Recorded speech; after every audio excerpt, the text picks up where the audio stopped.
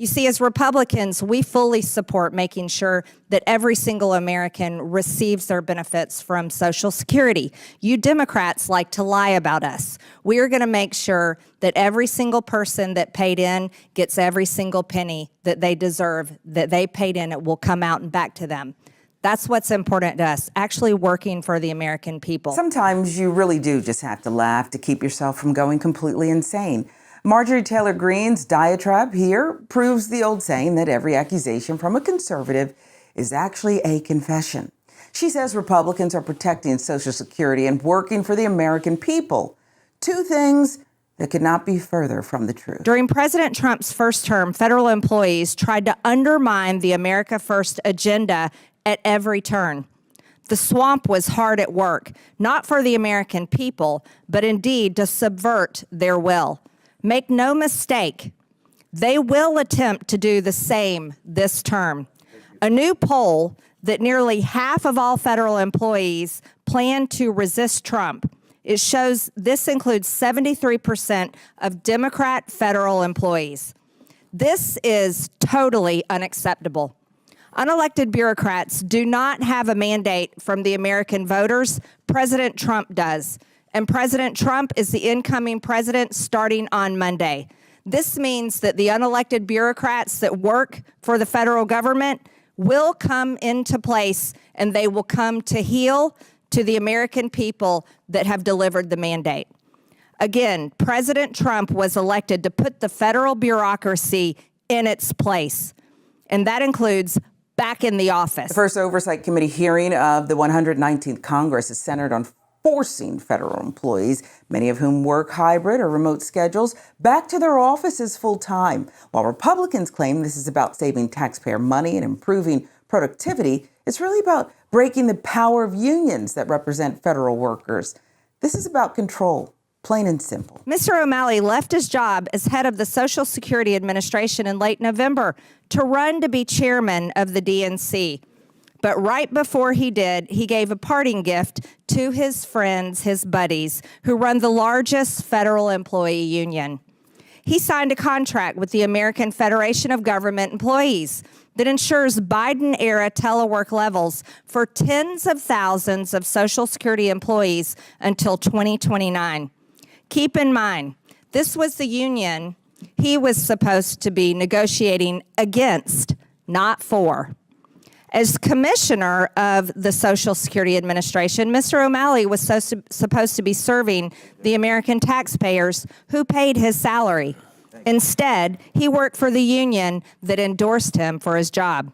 And while Mr. O'Malley was signing off on this contract to allow public servants to continue to work from home, the union he negotiated the deal for was starting to send their own employees back to their own offices in Washington.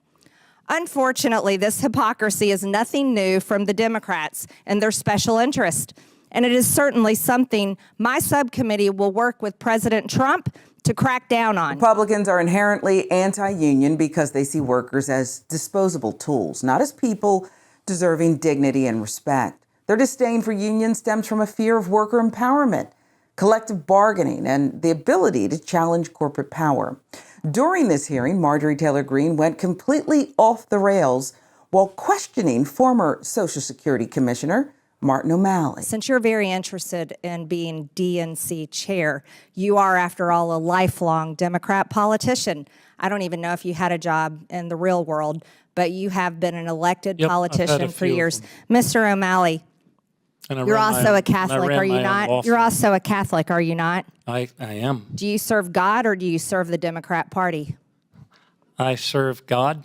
And okay, then Mr. Mr. O'Malley. Chairman, as Mr. a Roman O'Malley, Catholic, I take offense at the suggestion that somebody has to choose between God and their service to country as a Catholic. Mr. O'Malley, will you be supporting the murder of the unborn up until the day of birth like your party does? As DNC chair, will you be supporting the murder of innocent unborn people? Is that in line with your faith in God and the Catholic Church? I trust the judgment of women and doctors over the judgment of government. No, do you trust God's judgment? Do you trust God that he loves and has created every single human being? Do you support the murder of unborn children? And are you going to uphold that evil practice that the Democrat Party wants to continue. You see, abortions, over 95% of them are unintended pregnancies. They use abortions as birth control. So are you going to continue the birth control practice of murdering the unborn children as chair of the DNC? Will that be a policy you'll be supporting? I am pro-choice, and I trust the judgment of women and their doctors over the judgments of government. Well, thank you for letting God know where you stand with the murder of the unborn. I talk to God every day. Yeah, well, you might want to talk to him a little bit more, Mr. O'Malley, because you're definitely in the wrong. So let's be honest. This wasn't about uncovering the truth or holding anyone accountable. Greene's out-of-pocket questioning was a cheap attempt to score political points with her base, post a clip online, and grandstand as some kind of moral crusader. But all it really accomplished was revealing her ignorance and desperation for attention. Mr. Martin O'Malley, I want to wish you luck in your campaign to be chair of the Democrat National Committee. And let me just say, I think you are the perfect candidate to chair the Democrat Party. Your liberal record is truly astonishing. Thank you. At an event in 2005, you compared a federal budget request, which cut spending, to the terrorist attacks of 9/11. You raised taxes, tolls, and fees on your constituents 83 times as governor of Maryland, including increasing sales taxes, income taxes, the gas tax. You also created an array of new taxes on services for your constituents. And the number one public schools I'm talking. in I'm going to America. reclaim my time. I'm talking right now. I've not asked you a question yet, have I? No, I have not. No, you haven't. For your constituents, making your constituents, the people you served in Maryland, pay more. You love some law-breaking illegal aliens as well. You've advocated for mass amnesty for illegal aliens.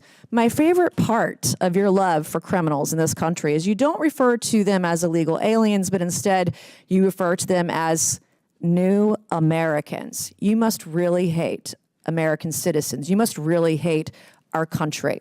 In 2011, you signed a bill into law to allow illegal aliens to qualify for in-state tuition at public universities in Maryland. And the hits are going to keep on coming. In 2014, you signed a bill into law to allow illegal aliens to get Maryland driver's license. In 2014, you signed a bill into law to allow gender-confused, sexually perverted men to use women's restrooms and locker rooms. In other words, you forced women and underage girls to undress in front of men. I could go on. Suffice to say, you're perfectly in line with the Democrat Party today and emblematic of why Democrats just can't stop losing elections. You are emblematic of why the Democrat Party has no dignity and no respect for women. You are emblematic of why Democrats don't put Americans first. Just like Greene, everything you've heard from Representative Nancy Mace so far is pure political theater. It's not about governance. It's about attacking character, stoking bigotry, and energizing a base that thrives on division. The cherry on top, her use of the right wing's favorite gotcha phrase, which serves no purpose other than to sow chaos. Can you, a candidate to be chair of the Democrat Party, define what a woman is for me today?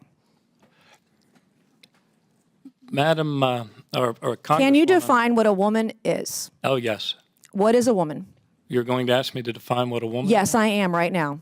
Well, You just said you could. Yes. Explain it to me. I'm talking to a woman right now, distinguished woman. What is a elected woman? Representative. What is a woman? I think you're kind of denigrating the purpose of this. What is hearing. it? You can't define what a woman is. All right. In an I'm effort to be married fair, to a woman. in an I effort have to be two fair and daughters who are unbiased, women. in an effort to be fair and unbiased, can you define what a man is for me? I have 2 sons Okay. that are men. Yes, I have a can. series of yes or no questions. So the potentially future chair of the Democrat Party cannot define, let's for the record, Mr. Chairman, he cannot define what a woman is, and he cannot define what a man is. And you expect people in this country to follow your lead? I'm a woman who has broken so many glass ceilings in my life. The first Republican woman elected to Congress from South Carolina, the first woman to ever graduate from the Citadel of the Military College of South Carolina.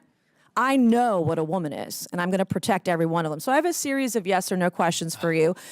Today, one of my Democrat colleagues yesterday stated a rape victim's fear of rape was just, quote, fantasy. Do you agree with this statement? Is a woman's fear of rape, being raped, a fantasy? Yes or no? No, it's not a fact. Okay, one of my Democrat colleagues yesterday stated a rape victim's fear of rape is being, quote, dramatic. Do you agree with that statement?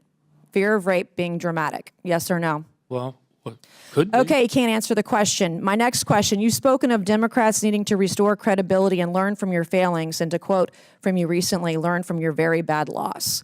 Is this in reference to Democrats raising taxes on the middle class? Yes or no? No. Is this in reference to Maryland not requiring an ID to vote in their elections? No. Is this in reference to coddling criminal illegal aliens? No. I've never. Is this in reference to starting a war on real biological women? No. Is this in reference to allowing men in women's bathrooms? No. Is this in reference to forcing women and girls to undress in front of men in the locker room? Oh, come on, Yes or no? Congresswoman. This is your party's platform. You understand what I'm laying out for you. Do you understand English? I understand what you're trying to lay out, but our party's platform is the economic security and the well-being of every man, woman, and child in the United States of America. That's our party's platform. Engaging in political theater like this does a disservice to the American public.